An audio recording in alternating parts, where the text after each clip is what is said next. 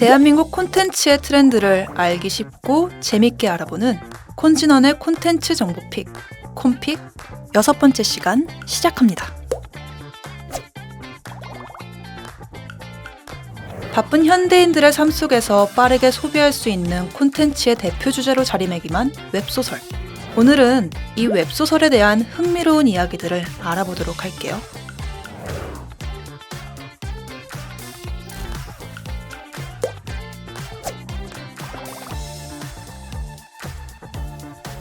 (1990년대의) PC통신 문학, 2000년대의 인터넷 소설을 거쳐 2010년대부터 본격적으로 웹소설의 시대가 시작되었는데요. 스마트폰을 통해 언제나 손쉽게 저렴한 가격으로 짧은 시간 동안 즐길 수 있는 웹소설은 바쁜 일상 속 부담 없이 소비할 수 있는 콘텐츠로 각광받고 있습니다. 네이버, 카카오, 조아라, 문피아 등의 플랫폼을 중심으로 다양한 주제와 장르를 통해 독자들에게 즐거움을 주고 있는데요. 최근엔 웹소설을 기반으로 한 웹툰, 드라마, 영화, 게임 등 2차 콘텐츠 제작 또한 활발하게 진행되고 있죠.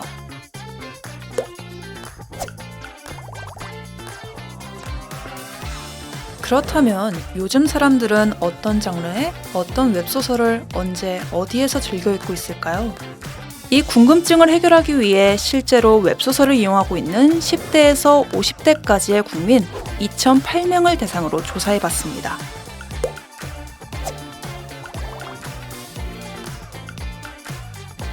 먼저 사람들이 웹소설을 이용하게 된 이유는 뭘까요? 여러 가지 이유들에 대해 그렇다와 매우 그렇다고 말한 긍정응답률의 수치를 살펴봤는데요.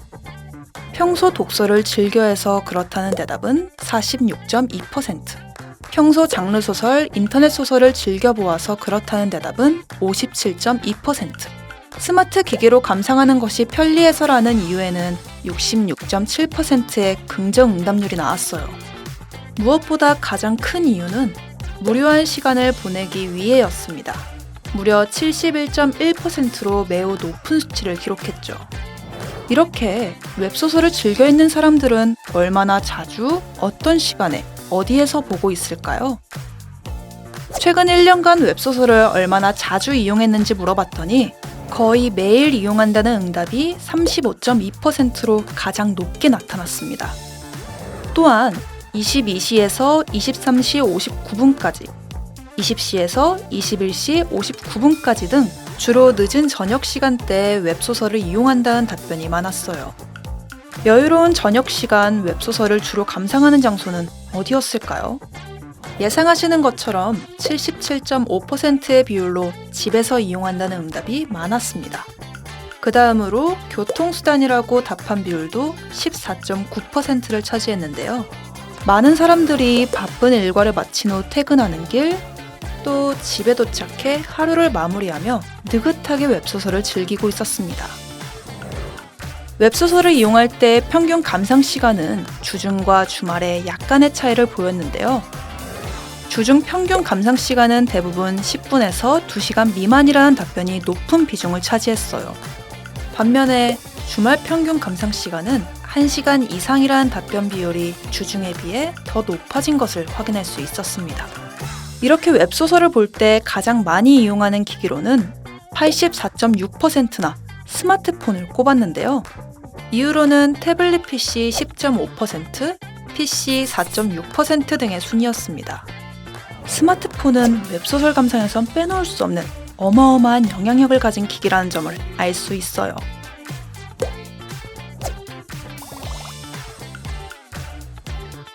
사람들이 웹소설을 선택할 때 가장 중요하게 생각하는 기준은 뭘까요? 가장 영향력 있는 기준은 인기 순으로 49%를 차지하며 1위를 차지했고요. 이유로는 소재 줄거리, 장르, 가격 순의 답변이 나왔습니다. 어떤 웹소설을 가장 좋아하는지도 궁금해지는데요. 유형별 긍정 응답률을 모아봤습니다. 인물에 대한 묘사가 뛰어난 작품이 69%, 빠른 전개 및 속도감 있는 작품이 68.4%, 장면에 대한 묘사가 뛰어난 작품이 67.3%를 기록했어요. 어떤 장르를 가장 선호하는지도 궁금하시죠?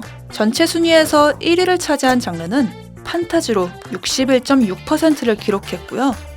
그 다음으로는 로맨스가 45.7%, 로맨스 판타지가 44.7%의 비율을 차지했습니다. 웹소설이 다른 문학 장르나 콘텐츠와 구별되는 점은 순문학과는 다르게 작가와 독자가 쌍방향으로 소통할 수 있다는 점일 거예요.